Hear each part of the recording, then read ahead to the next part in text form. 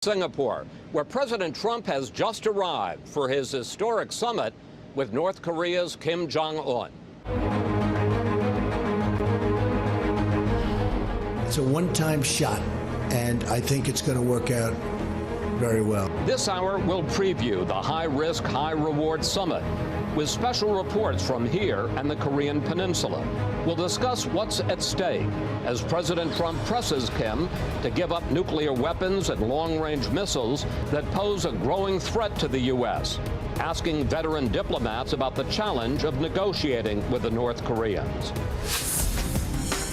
Then the president's other summit this week, confronting close allies angry after he slapped stiff new tariffs on their exports. We're like the piggy bank that everybody's robbing, and that ends. We'll ask White House trade advisor Peter Navarro what are the chances to head off a trade war, and about the president's surprising call to bring Moscow back into the G7. I think it would be an asset to have Russia back in. I think it would be good for the world. All right now on Fox News Sunday. And hello again from Fox News today in Singapore. You are looking at the night skyline of this vibrant island nation of 5.5 million people that is one of the financial capitals of the world. Air Force One just landed, bringing President Trump to a summit that was unthinkable just over 3 months ago. The man he came to meet, North Korean leader Kim Jong-un, got here a little earlier today. Let's get you situated about exactly where we are. Singapore is 10,000 miles from Washington in Southeast Asia. It's much closer, only 3,000 miles from Pyongyang. But that's the longest trip Kim has taken since he became North Korea's leader in 2011. The two leaders are set to meet Tuesday at 9 a.m. on Sentosa Island, just across from the city center. Sentosa has an amusement park and beaches, and the luxury Capella Hotel where the summit will take place. This hour, we'll discuss what to expect out of this summit, how both leaders are likely to approach it, and what would qualify as success. But we begin with Chief White House correspondent John Roberts reporting from the military air base here in Singapore, where President Trump just landed. John. Chris, good evening to you. President Trump disembarking Air Force One into the steamy Singapore night and taking a step closer to history with that meeting Tuesday morning here in Singapore with Kim Jong-un. The president telling the host TV and the assembled press pool under the wing of Air Force One that he is feeling good about that meeting. The president going back to his hotel tonight for some rest. Tomorrow he will meet with Lee Hsien Loong. He is the Prime Minister of Singapore. Lee Hsien Loong last year when he visited the White House extended an invitation to the president to come to Singapore, so the president really killing two birds with one stone. You mentioned Kim Jong-un arriving earlier this afternoon here in Singapore. He landed at Changi, which is the civilian airport, aboard an Air China plane. It's the national flag carrier of China, but the type of plane that he arrived on, like the president, was an American-made 747. He will meet with Prime Minister Lee tomorrow. Before leaving La Malbaie, Quebec, in the G7 summit, President Trump saying this is a one-shot opportunity, that this is the only opportunity Kim Jong-un is going to get to try to turn around the future of his nation, because if these talks do not bear fruit and North Korea goes back to its nuclear program, that is not going to work out well for Kim. And denuclearization is the only thing that President Trump says that he will accept. But if things go well, Chris, we could see Kim Jong-un come to the White House. We could see a normalization of relations between the U.S. and North Korea, which would mean the U.S. putting an embassy in Pyongyang. Chris? John Roberts reporting from Singapore's military air base. John, thank you. Now, we want to get the view from inside North Korea about this historic meeting. Eric Talmadge is the Associated Press bureau chief in Pyongyang, the only American reporter with a regular posting in North Korea. Eric, what are you hearing from officials there? What does Kim want out of this summit, and what is he prepared to give up? Well, I think the main thing that the North Korean side wants is, as they've said, an end to the Americans' hostile policy towards their country, which is something that they've said they wanted an end to for many years now. And it's kind of hard to determine exactly what they're looking for. But one of the things that normally would be on the table with that kind of thing would be a removal of strategic nuclear assets, for instance, aircraft that could be used to attack this country, or other things that could be used to threaten the security of the regime. That's the main thing that they're after. And I think in return, it's very hard to say exactly what they're willing to discuss. I think there should be some surprises and there should be some room for progress at the summit, but right now it's really very hard to say exactly what's on the table. Well, let's press down on that, because President Trump says the ultimate U.S. demand is that North Korea give up all of its nuclear weapons and all of its missiles. From what you hear there, is that a realistic possibility? I think in the short term, that's not a realistic possibility. I haven't heard any comments from any officials here that that's something that they're looking at right away. I think when the North Korean side talks about denuclearization, what they've said so far is indicated that when the whole world is ready to denuclearize, then the North Korean side will do the same.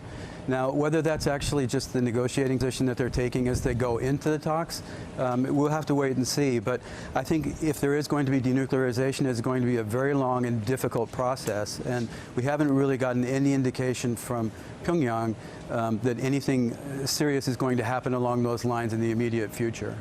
President Trump says that if North Korea were to disarm, that the U.S. and the West would invest heavily and boost the North Korean economy. But you say that Kim and his regime view that more as a threat than a promise. Well, I think definitely there's an element of caution on this side to that kind of a promise or an offer. The North Korean side, I think, is looking for better relations with its neighbors first and foremost, particularly with the South Korean side and also with China. The problem with investment is that investment, if it's heavy and if it comes too fast, then that can cause changes that could be too rapid and could be seen as threatening for this country. So although I think the North Korean government would like to see investment, and they definitely are interested in improving their economy, they are at the same time very cautious about exactly what kind of a relationship they want with the United States in the future. Eric Talmadge at his post in Pyongyang. Eric, thanks for your time, sir. Thank you very much. So what should we expect from the Singapore summit? We decided to bring in American diplomats with years of experience dealing with the North Koreans. Ambassador Robert Gallucci started negotiating with Pyongyang during another nuclear crisis in 1994. Former Governor Bill Richardson has led more than a half-dozen missions to North Korea, negotiating for the release of Americans detained there. And Gordon Chang is an expert on North Korea and China. Ambassador Gallucci, what should President Trump's game plan be going into the summit? What should he hope to accomplish in the 1 or 2 days he meets with Kim here in Singapore? Chris, I think the easy part is the meet and greet that he referred to on the White House lawn. I think that they can have good vibes, they can have a nice appearance and optics. It's the meet and greet plus, it's the plus part. I think everybody is going to be looking to President Trump to get something of substance. And that doesn't mean a full deal. That means real clarity on the question of whether the North will, in fact, in a reasonable amount of time, give up in a verified way its nuclear weapons capability. Everybody's looking for that. If he does not get that, it's very hard to call it a success. And if he does get that, almost no matter what else happens, it will be a success. Let me bring in Governor Richardson, and I want to play a clip for you from President Trump earlier this week that surprised a lot of people. Governor, here it is. I think I'm very well prepared. I don't think I have to prepare very much. It's about attitude. It's about willingness to get things done. Governor, is that what this summit is really about? The two men getting together face to face and sizing each other up, deciding whether or not they can do business. And we now hear talk that President Trump may, right at the start of the summit on Tuesday, gently pull Kim aside for a one-on-one before they meet with their full delegations. Would that be a good idea or not? That would be a good idea, because the North Koreans never make deals with counterparts across a negotiating table. They're very focused, relentless, they're very well prepared. but you make deals with them on the side. You know, I think that facility in Singapore is good for that. You take them for a walk or over a meal. I think the one-on-one is very important. The only caution I would give the president is not be photographed too much with a smiling Kim Jong-un, because they use that in North Korea for dramatic propaganda purposes. The North Koreans have already gotten one major concession, a meeting with the president. They're going to want a peace treaty, a security guarantee. I would wait on those until the North Koreans deliver some kind of verification, inspections, timelines. I think that's going to be very important. Mr. Chang, you say, and I really following up on what Governor Richardson says, that North Korea has already gotten a lot of concessions, like the very fact that this summit is being held. What do you think Kim wants out of this day or so in Singapore? Certainly Kim wants the photographs of him shaking hands with President Trump, because that's legitimization. And even more important, that means he solidifies his rule at home, because we're going to see those pictures of Trump and Kim for decades in North Korea. So, you know, President Trump gives up a lot of leverage as soon as he shakes hands with Kim. And that means if he doesn't get firm commitments to dismantle the weapons programs, then we're going to be working uphill. We can do that because we've got a lot of leverage, but it nonetheless puts Kim in the driver's seat, at least for a little while. Governor Richardson, you have been to North Korea 8 times on various diplomatic missions. Back in 2005, you met with Kim's father, Kim Jong-il. What stands out about sitting across the table and negotiating with the North Koreans? Well, first, they are very prepared. They know what they want. They never say no. You can drag on negotiations. They never tell you no. At the same time, they want that personal trust. They want to feel that you can deliver and you can negotiate with them. Kim Jong-un, I understand, is not like his father. His father was like a rug merchant. You know, you get a political prisoner, in exchange you get the visit of a former president. Kim Jong-un is not that way. I think he's more strategic. I think he wants private sector assistance for North Korea rather than what his father wanted, which was handouts and foreign aid. So I think we're dealing with a man that we probably have underestimated, and he's going to be very well prepared on some of these nuclear and missile issues. And I hope the president, and I worry sometimes that the president will not be as prepared. Gentlemen, let's talk about some of the key issues that we think are going to come up in this summit. I want to begin with an acronym we're going to hear a lot about over the next few days, CVID, Complete, Verifiable, Irreversible Denuclearization. Here's how the president's national security advisor, John Bolton, defined that back in April. North Korea has to give up basically its whole program before the U.S. begins to relieve economic sanctions. Yeah, relieving that pressure isn't going to make negotiation easier. It could make it harder. Mr. Chang, do you think that Kim will ever give up his entire nuclear and missile programs? What's the most that we can hope for in that area? Yeah, I think we could actually get CVID. This is not a Kim question, though. You know, Kim certainly doesn't want to give up his missiles, his nukes. He doesn't want to do any of that, of course. But this is an issue of what President Trump will do. Whether President Trump will use the elements of American power to force Kim to do what he doesn't want to do. So, for instance, we can tighten the sanctions on North Korea, because although the sanctions are strict, they're not strict enough. And we need to put sanctions on North Korea's major power backers, the Chinese and the Russians, who have been violating sanctions blatantly for the last 3 months. So clearly there's a lot that we can do. Now, we can do those things. It's a Trump question, though, Chris. It's not a Kim question. I've got about a minute or so left, and I want to get to a couple of quick answers on other issues. Ambassador Gallucci, President Trump is also talking about an agreement between North and South Korea, in effect a peace treaty, and the conflict the armistice, rather, that began in the 1950s. And there's even talk that the president might offer normalization of relations in a U.S. embassy in Pyongyang. Are those good ideas? Are those good places to start? And if you begin there, isn't it going to be almost impossible to maintain the sanctions regime, the maximum pressure against North Korea? Chris, this meeting is a cart before the horse, as everybody has noticed, with the president out front. You can also make the whole negotiation a cart before the horse. The normalization process, and the president referred to a process, should really be following the gains that we're looking to make at this summit and in the following meetings.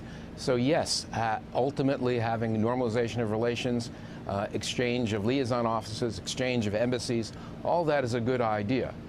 But it should be done clearly in the course of a step-by-step phased movement in which we get what we need to get. And it means performance on the nuclear weapons, the nuclear program, production capability of fissile material, and their ballistic missile program.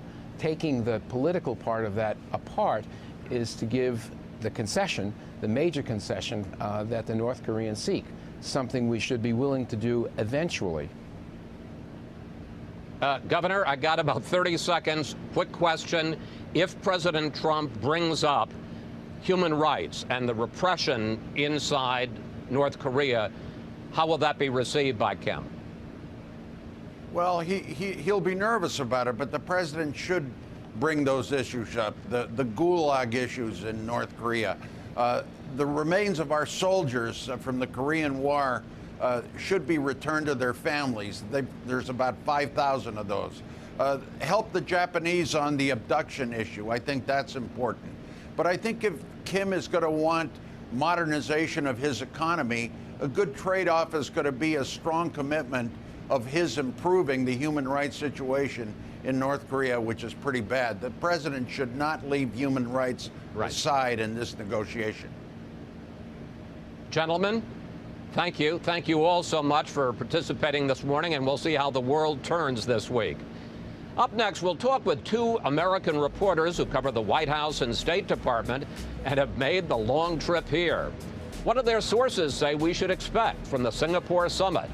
When we come back with much more from Fox News Sunday, live in Singapore.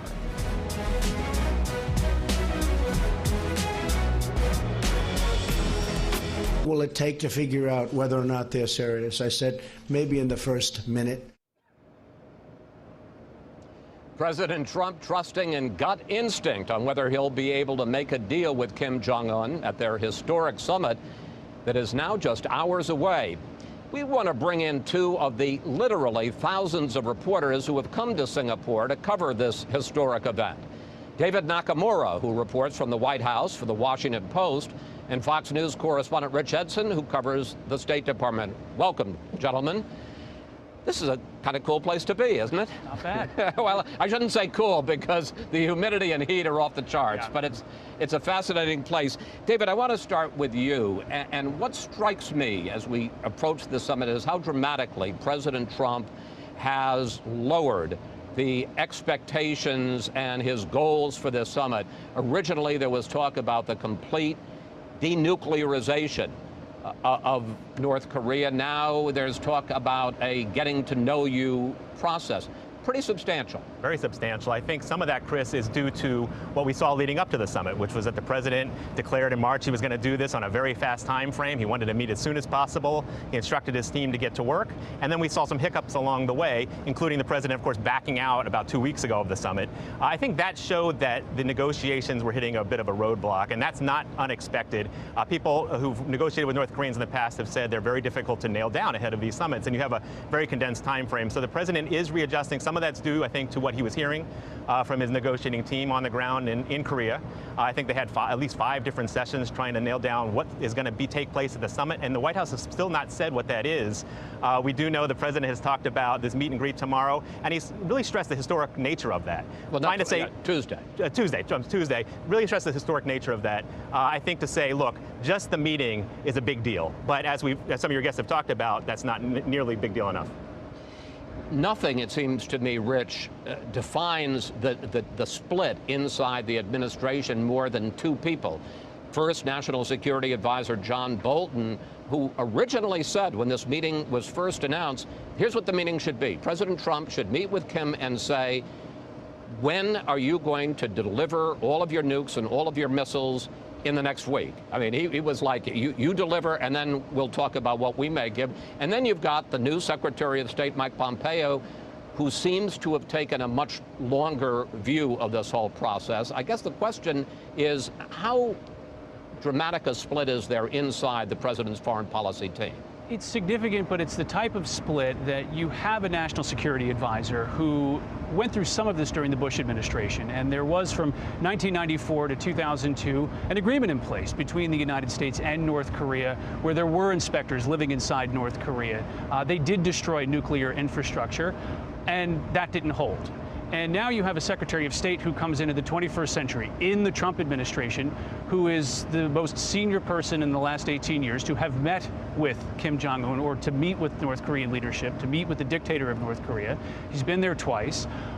We asked the Secretary of State directly what his impression of Kim was, and he was, I wouldn't want to say complimentary, but he certainly wouldn't say anything very bad about the conversation that he had with him when he went to North Korea. I'll tell you two things he told me off camera.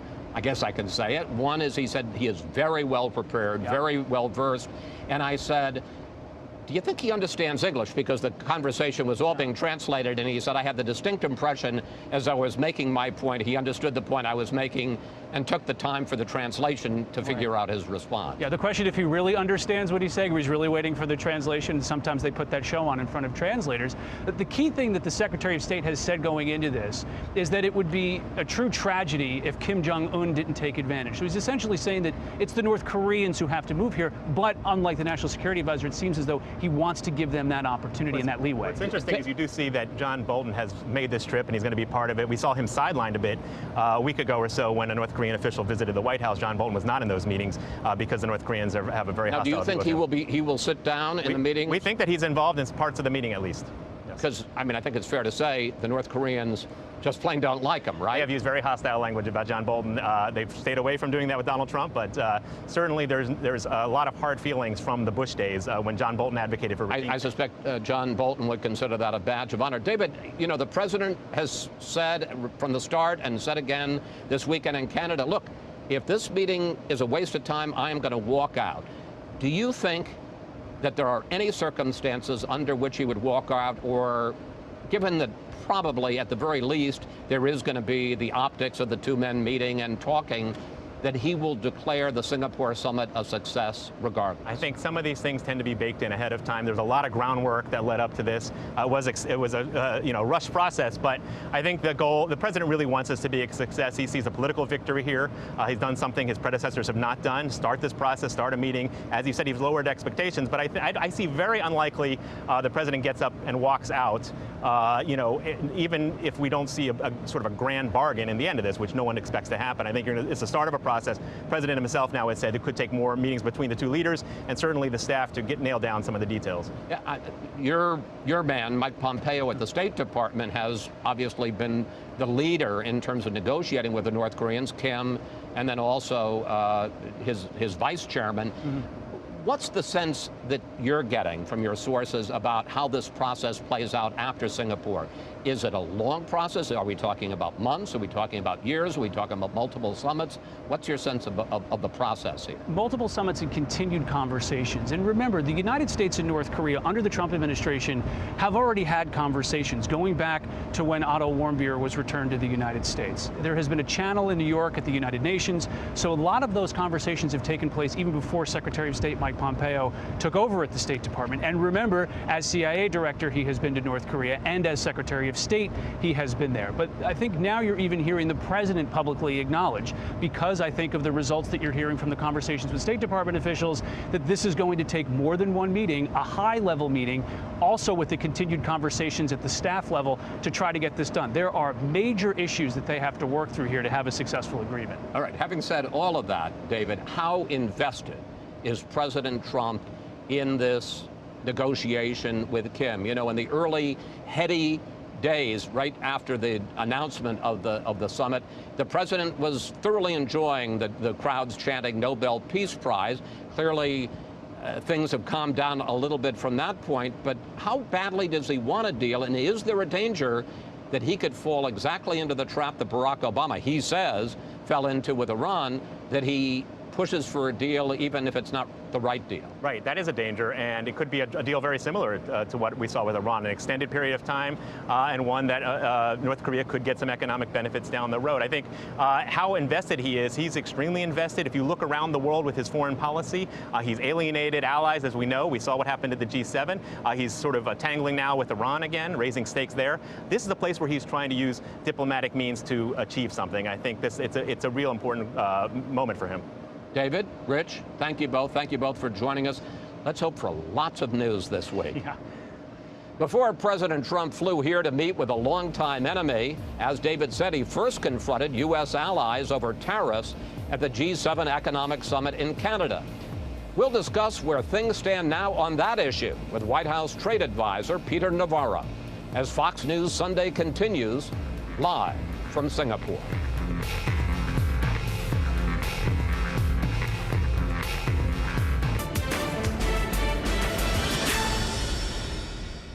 A look at the striking Marina Bay Sands Hotel here in Singapore with its iconic sky park at the top there ahead of Tuesday's landmark summit. Before President Trump traveled to Asia, he faced other world leaders at the Group of Seven Economic Summit in Canada. Allies that are upset over new tariffs he's imposed on steel and aluminum imports. Joining us now, one of the architects of that controversial plan, White House trade advisor Peter Navarro. Mr. Navarro, the summit ended with a nasty dust-up between President Trump and Canadian Prime Minister Trudeau. He held a news conference after the summit in which he said Canada will retaliate for tariffs that the U.S. has imposed on Canadian aluminum and steel. Here is Trudeau. We move forward with retaliatory measures on July 1st, applying equivalent tariffs to the ones that the Americans have unjustly applied to us. Canadians were polite, we're reasonable, but we also will not be pushed around. Well, President Trump responded with this tweet while flying here on Air Force One to Singapore. Trudeau of Canada acted as so meek and mild during our G7 meetings, only to give a news conference after I left. Very dishonest and weak. Question, Mr. Navarro, is that really how we want to deal with our second biggest trading partner?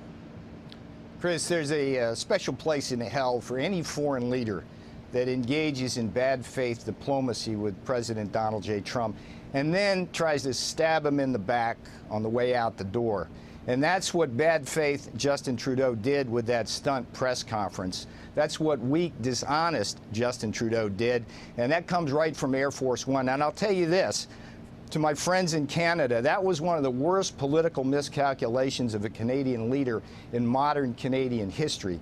All Justin Trudeau had to do was take the win. President Trump did the courtesy to Justin Trudeau to travel up to Quebec for that summit. He had other things, bigger things on his plate in Singapore, where you are now, Chris. He did him a favor, and he was even willing to sign that socialist communique. And what did Trudeau do as soon as the plane took off from Canadian airspace? Trudeau stuck our president in the back. That will not stand. And as far as this retaliation goes, the American press needs to do a much better job of what the Canadians are getting ready to do, because it's nothing short of an attack on our political system, and it's nothing short of Canada trying to raise its high protectionist barriers even higher on things like maple syrup and other goods. Mr. Navarro, I got a lot to talk to you about, but I do have to press this. You used some very strong words. Stab in the back, special place in hell. You said that came from Air Force One. Are those the views? Are those the words of the president? Those are my words, but they're the sentiment that was on Air Force One after that. Look, Chris, this was just wrong what Trudeau was doing. The Canadians are totally bungling our trade relationships, and it's due to their leadership. Take NAFTA, for example. We'd have a deal. We'd have a great deal with NAFTA by now if the Canadians would spend more time at the bargaining table and less time lobbying Capitol Hill and our press and state governments here. They are just simply not playing fair, dishonest, weak. Well, I want to pick up on this, though, Mr. Navarro, because it isn't just Canada. Germany's Chancellor, Angela Merkel, released a photo of the summit, and there was no comment on it, but it certainly looked like it was President Trump against the other members of the G6, America's closest allies. And I want to pick up on this point, because the last time you were on with me on Fox News Sunday, you said that no country would retaliate for the tariffs that we're going to impose. But let's take a look at, in fact, what has happened since we last talked. Canada has announced tariffs on $13 billion in U.S. goods. The European Union will impose tariffs on $3 billion in American products. I understand, sir, that the objective of the president's trade policy, with your advice, some would call it a trade war, is to get the other countries to lower their tariffs on us, but hasn't the practical effect been to get them to raise their tariffs on our products? So one of my favorite quotes of this president happened just yesterday when he said, "We've been the piggy bank for the world, and that's got to stop." If you look at Angela Merkel's Europe, you see a continent where we run a $151 billion trade deficit in goods every year. Germany has tariffs on autos 4 times higher than our tariffs on equivalent German imports here, and they sell us 3 times as many cars as we sell them. So on the issue alone, we have allies strategically, but when it comes to these trade disputes, these allies basically are robbing us blind. The president is not going to put up with that. And in terms of this retaliation, I want to get back to the Canadian miscalculation here. The Canadians, because this speaks to your retaliation. I don't mean to interrupt, but I do want to move on because we've got limited time, and I've got some other questions. Because the president also shocked the allies just before he came to Canada by suggesting, pushing the idea that Russia should be invited back into the G7 to make it the G8, the meeting, the group of economic world leaders. Here's the president on that. It may not be politically correct, but we have a world to run. And in the G7, which used to be the G8, they threw Russia out. They should let Russia come back in. But Mr. Navarro, Russia was kicked out of the G8 after it invaded Ukraine and seized Crimea. Why does the president think they should in effect be rewarded when they haven't done anything to clean up their action? They're still in Crimea, by welcoming them back into the G8. Chris, let me say a couple of things here. First of all, that one's above my pay grade. Ambassador Bolton, Mike Pompeo, the president himself deal with issues like that. But just observationally, I mean, look what's happening now in Singapore. The president is willing to talk to Kim Jong-un in the hope that we can deal with denuclearization on the Korean Peninsula. He's willing to talk with any world leader, and I think the philosophy here is that when we have discussions with world leaders, we should get everybody together so that we can basically hammer some of these problems out. So I think that the bigger problem here, from my point of view, I'm the trade guy, is that we have a bunch of countries out there, whether it's strategic competitors like China or allies like Europe and Canada, basically using us as a piggy bank, using unfair trade practices. And my job at the White House is to help the president get jobs, good jobs, manufacturing jobs for the working men and women of America. And we can't do that unless we upset this existing world order, which basically is tremendously biased. We lose $500 billion a year of our wealth every single year because of these unfair trade practices. And that's what the president's standing up for. Mr. Navarro, let's go back to a trade issue then. You are a notorious hardliner on China and the unfair trade practices there. Well, you wrote a book a few years ago called Death by China. So here's my question. My code name at the CIA is Notorious, by the way. Go ahead. Okay, that's interesting. No, it's a joke, Chris. How do you explain the decision by President Trump to lift the sanctions against the Chinese telecom company ZTE after it had violated our sanctions, our ban on doing business with North Korea and Iran, and was considered to be a serious national security risk? Why on earth would we do that? I think you should have Secretary of Commerce Wilbur Ross on to explain the details of what is a very hard negotiation that was done. But I can tell you this, it's going to be 3 strikes you're out on ZTE. If they do one more additional thing, they will be shut down. We have a bad actor in ZTE.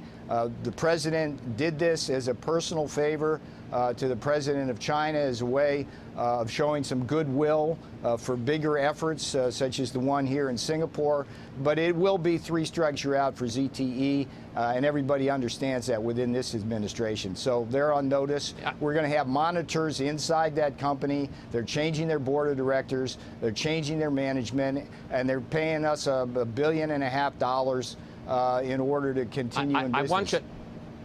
Yes, I want you to give me a 1-sentence answer on my final question. Okay, I'll try. Did the ZTE decision give you some heartburn? I don't get heartburn.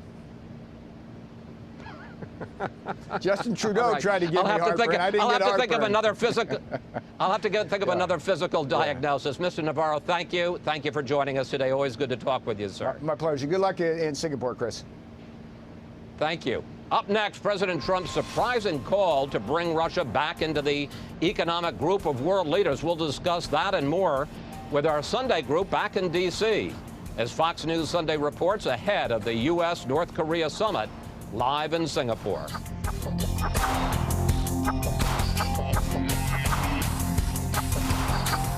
Telling them, they're smiling at me. You know, it's like the gig is up. It's like the gig is up. They're not trying to, there's nothing they can say. They can't believe they got away with it. President Trump at the G7 summit in Canada describing the reaction of U.S. allies to his tough new trade policy. And it's time now for our Sunday group back in Washington. Former Republican Congressman Jason Chaffetz, Adrian Elrod, former advisor to Hillary Clinton's campaign, and Jonah Goldberg of the National Review.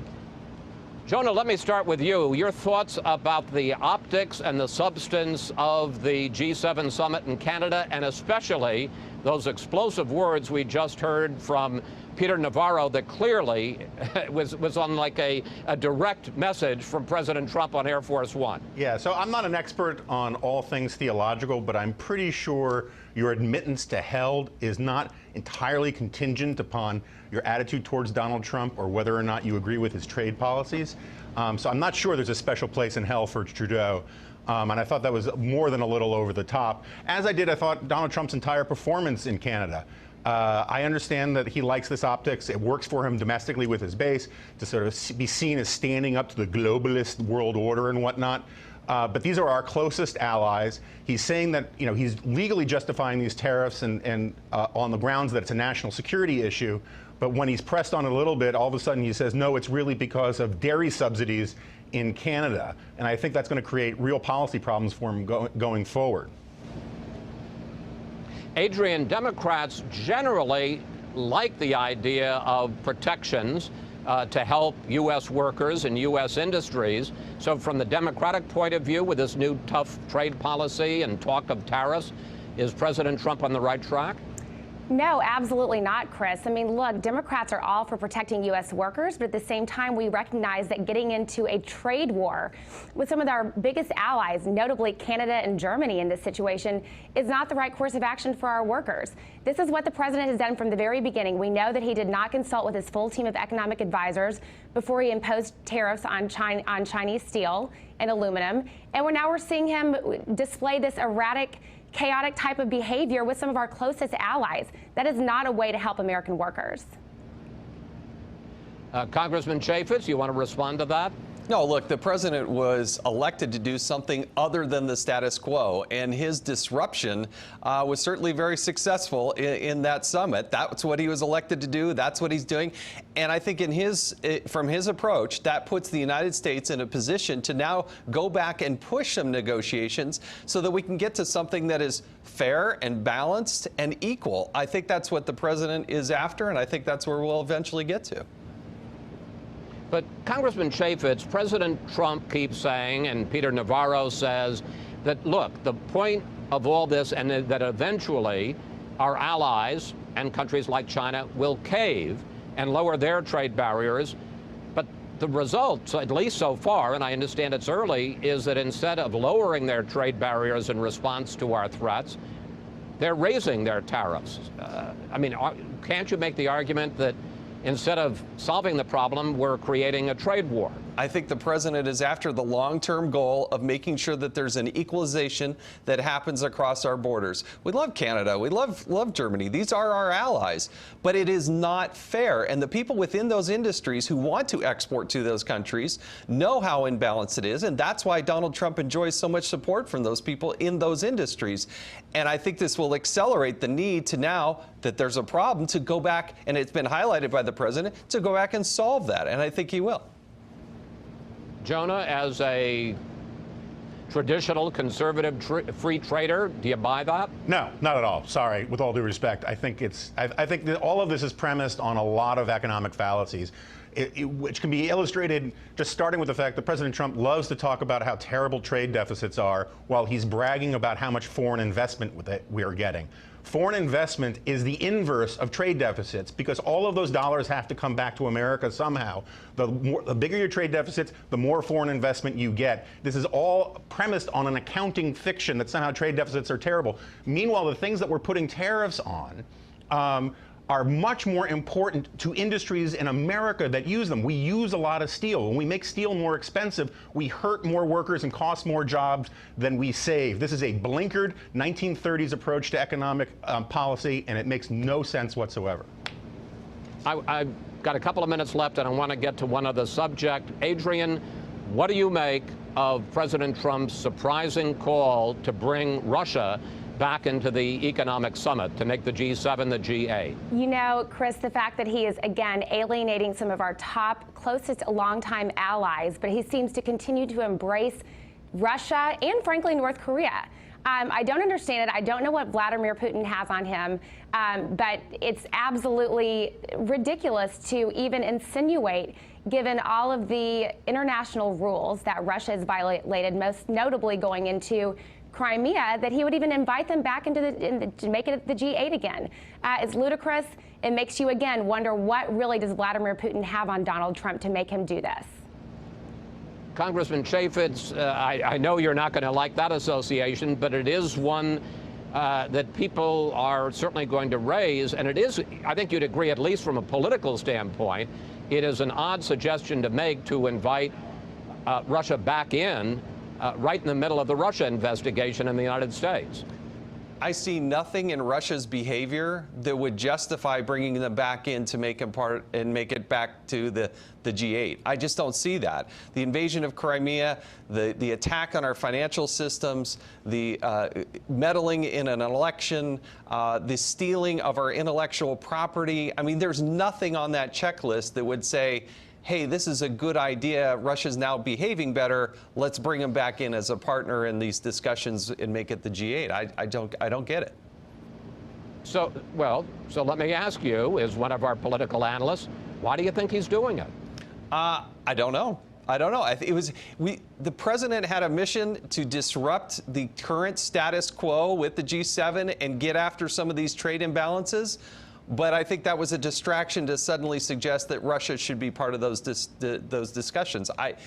It just came from out of the blue. I don't understand it. 30 seconds, Jonah. What do you think is going on here?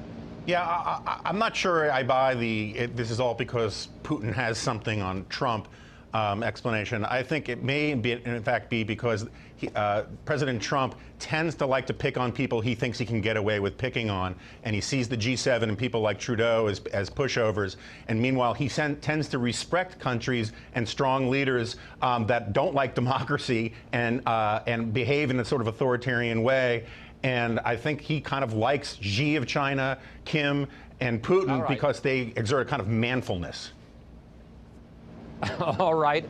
Anyway, it's something to talk about. Thank you, panel. See you next Sunday back in D.C. Up next, what we can learn about the Trump-Kim summit from summits of the past. Showmanship and substance and sometimes agreements that changed the course of history.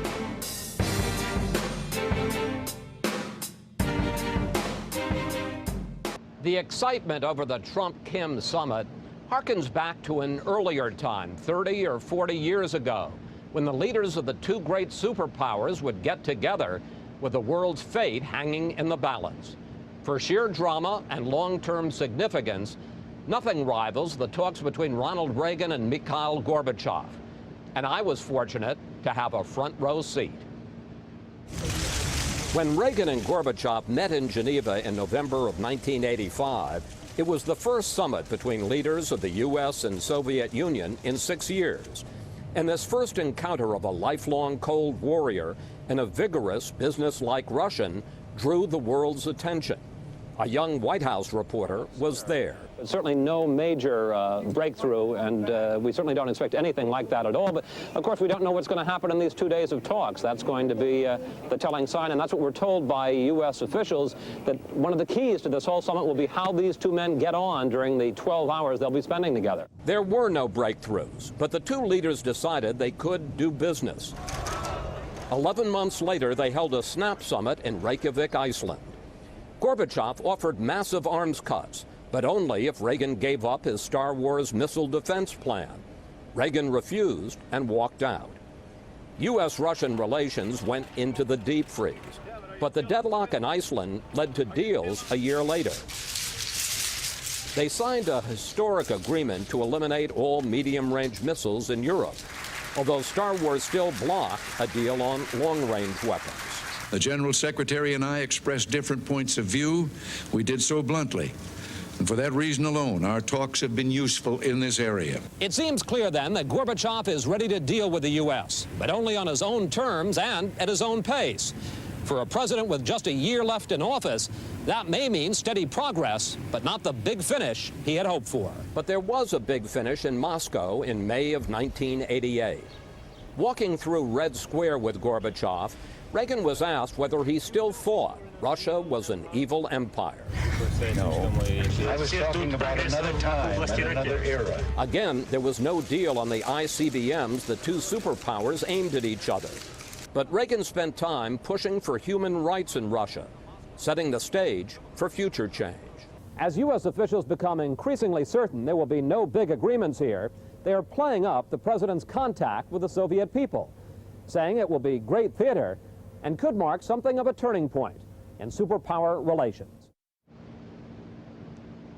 That turning point came in November of 1989, when the Berlin Wall came down and Eastern Europe was set free. 2 years later, the Soviet Union was officially dissolved. We can only hope the diplomacy of Donald Trump and Kim Jong-un brings change that's as long-lasting. For full coverage of the Trump-Kim summit, please stay tuned to this station and Fox News Channel. And that's it for today. Have a great week, and we'll see you back in Washington next Fox News Sunday.